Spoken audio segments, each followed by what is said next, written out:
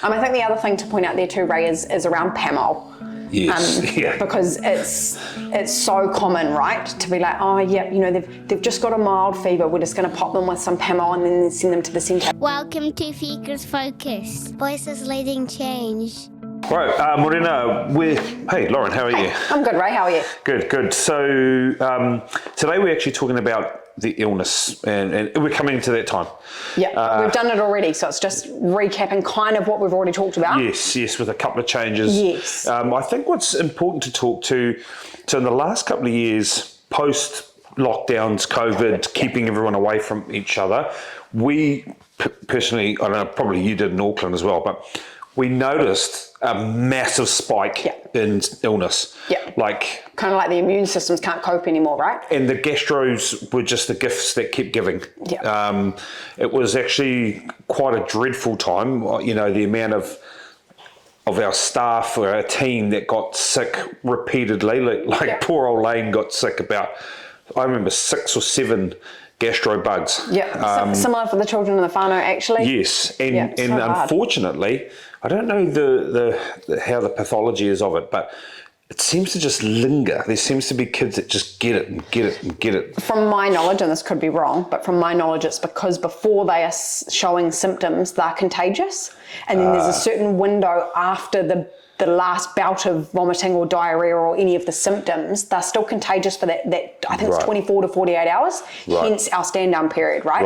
Right. Because if they're coming back and breaching that 24 to 48 hours, for us it's 48 hours, they're actually reinfecting everybody else even though they're not actually vomiting. So we'll get to that, but so just coming back, we did notice a real sharp trend in the amount of illness, conjunctivitis. We saw a massive upshoot in hand, foot and mouth, and bad. We saw like teachers getting it, and bad. And then the common cold and flu symptoms escalating to pneumonia and RSV. To respiratory, and RSV has been a major issue in the last couple of years as well. So, and then we want to reiterate that our cleaning protocols are very strict. You know, we are, and when, and we will talk to this, but it does increase, the protocols do or intensify when there is a gastro or something in the... Any form of bug. Any form of bug or something that we're trying to kill off or get rid of. So, I think, so we've just reviewed our illness policy. I want to start by saying sometimes it is harsh to families. We know and understand that they've got to go to work. We understand that. We understand that the reason they are in care is because you guys are out chasing down your guys' work and financial spaces and dreams and whatever it is you're trying to do. But we also need to make sure that we are protecting the other kids and whānau and teachers. Because teachers are on the front line and they cop it. They really cop it. Like I said, Lane, I think got about six gastros and it's just dreadful. It's dreadful. Yeah. So we've reviewed a lot of this and I think we're going to talk to a few things. So let's start with vomiting and diarrhea because that's a common one. Gastro just goes around. So let's talk about some of the things that we take to eliminate or try to get rid of it out of the centre. Okay, so if it's defined as an outbreak, so and an outbreak, the definition of an outbreak is different for every centre and it depends on kind of the history, if that makes sense. So we're talking, you know, if you're talking 3, 4, 5 children within the space of a couple of days, that personally to me is like, okay, there's something going on here. We've got to up our cleaning protocol for a start. But also then our requirements then change. We will often send children home quite a bit quicker than what we probably would have normally. One loose bowel movement, and I think it's worth mentioning. Like we do have a strong tie to the Ministry of Health. Yes. If we start to notice, like you said, 4, 5 or 6, the intensity of cases within a short window, we have to notify them. Yeah. So we have to notify them. We can't, because they are looking for norovirus, if that's the case, because that can... And rotavirus and all those other ones. It can create some massive damage and health. So we have to be aggressive in our approach back to try to get rid of it and get it out of the centre. Yeah. So another thing that we do is we isolate them straight away. Yes. If that's practical. So Yes. obviously, ideally, if we've got a centre leader on site, Yes. Our isolation Which we area usually do. Yep. Our isolation area is excluded from any of our classrooms. Yes. So it means that child that is unwell is left with one kaiko or centre leader on their own until that whānau comes to collect. And it is critical to understand that you've got to come and get them as quick as we can. Yeah. We, in the instance that we have multiple cases in short windows, we generally will go and get carpets cleaned, especially if they've vomited or diarrhoea onto the carpets. We'll get a proper hot wash through the carpet and things like that. A lot of our chemicals, we have 1%, well, 0.1% bleaches and things. Yeah, so we've actually got multiple, so it depends on what it is that you're actually cleaning up as opposed to what product is used, but it is a form of bleach. Yes. Depending on what you're cleaning up, depends on how much bleach goes into the mix. And I think, again, post-COVID, we started to see a lot of innovation with the cleaning things because people were concerned about making sure surfaces were really clean. And then the next one to talk through really is around if you start antibiotics you've got to give it 24 hours for the antibiotics to work. You can't just go to the doctor because your kid's not feeling well or ill or, got, clearly some sort of chest infection or something going on. Then you give them an antibiotic and pop them in. You've got to give it, our policy is around letting the antibiotic work. Yeah, so it's a 24-hour window, right?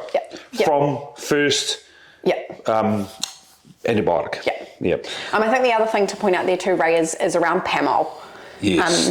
Because it's so common, right, to be like, they've just got a mild fever. We're just going to pop them with some Pamol and then send them to the centre. But a temp for children typically is the beginning of something bigger than just a temp. Yes. So for us, it's so crucial that... Especially babies. Yes. Yeah. With any form of illness, whether that's vomiting, diarrhoea, chesty, colds, flus, conjunctivitis, anything in that realm of illnesses, if they're putting Pamol into their children, then sending them to daycare or any sort of service with any other children, they're then reinfecting everybody. The babies one is because they can't talk. Yeah. So we have to vouch for them in that, and when we're seeing temperatures, and we've got proper thermometers, in the air and things. So it is important to understand that 24-hour window post taking an antibiotic is that, and I'll point it out, guys. If you Pamol your child up in the morning,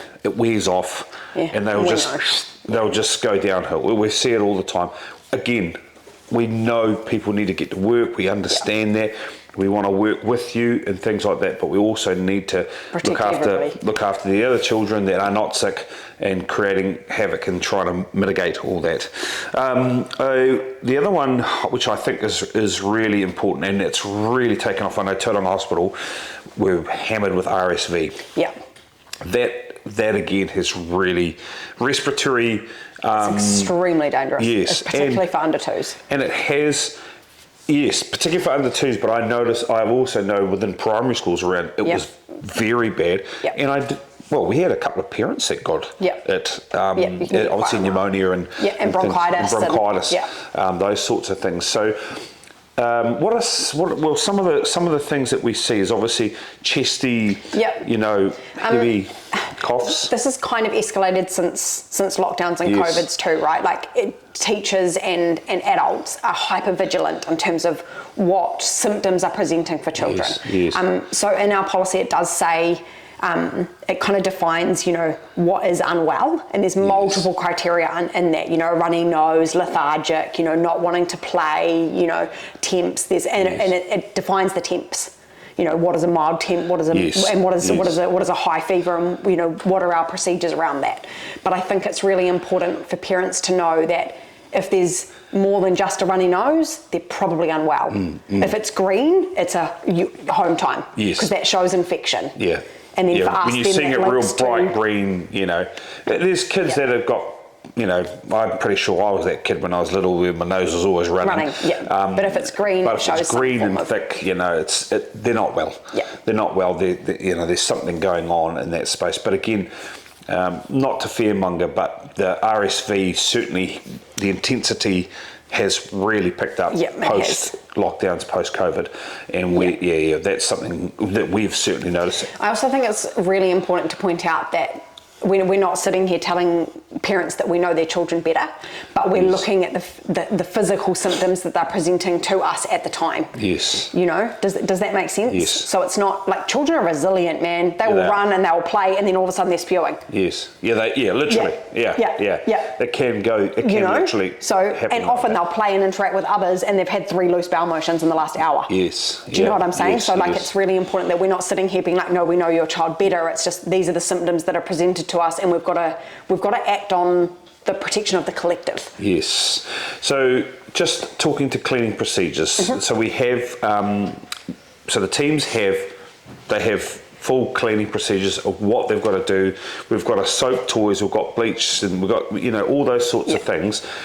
And you can go into the rooms and check it. You can go and see if as a parent, you can ask to see it. It's public information because it shows a commitment from us to keep our surfaces, especially spots where kids are at that level. So we call them high touch areas, right? So it's not only high touch areas for tamariki, but it's also for adults. Yes. Light switches, door doorknobs, pin codes, that kind of stuff that we're also sanitizing. Yes, and wiping down.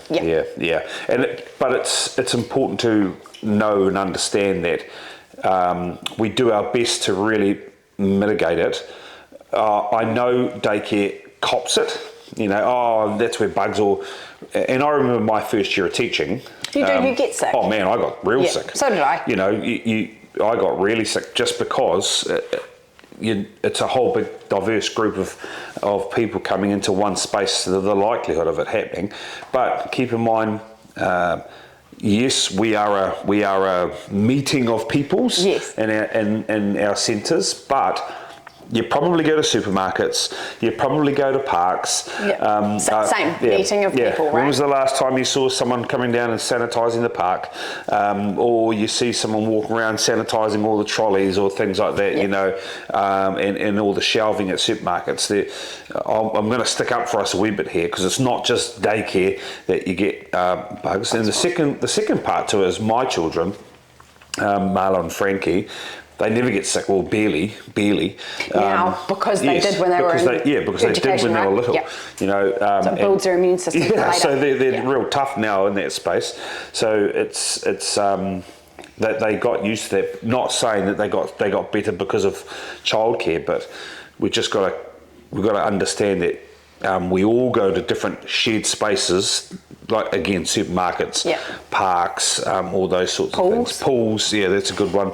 And the wet surfaces, warm, things like that. So perfect little environment for germs to breed in. Absolutely. So look, guys, it's important that because the policy's gone out, it's up for review at the moment. It's up for review, and if you've got information that really could support us in being better and being more accurate in the space, we really want to see that. I do advise you to look over it because, yes, we do have to enforce it, and sometimes parents get a bit upset with us, but we just want to reiterate we're trying to do the best by the majority, and let's look after our little people, especially our little people that don't have voices. 100%. Right, thanks, Laura. Thanks, Ray.